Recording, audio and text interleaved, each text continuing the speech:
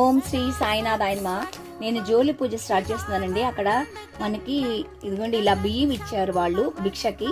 ఈ బియ్యం ఏంటంటే నేను వేరే బియ్యం, కొత్త బియ్యం తీసుకొచ్చి అందులో కలుపుకొని ఇది ఇప్పుడు భిక్ష కోసం యూజ్ చేస్తున్నాను అనమాట.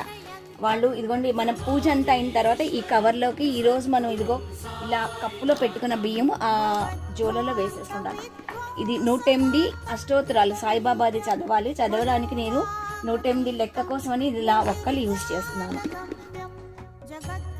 ప్రసాదంగా నేను అప్పటికప్పుడు అనుకున్నాను కనుక బెల్లం నైవేద్యంగా పెట్టుకుంటున్నానండి. మీరు ఏదైనా ప్రసాదం వండుకొని పెట్టుకోవచ్చు. ఇలా ఒక కంకణం ఇస్తారు, పూజకి ముందు కంకణం కట్టేసుకోవాలి.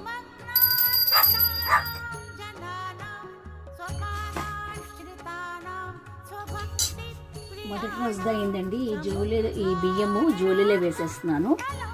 ఇలా ఇంకా 39 రోజులు చేయాలన్నమాట.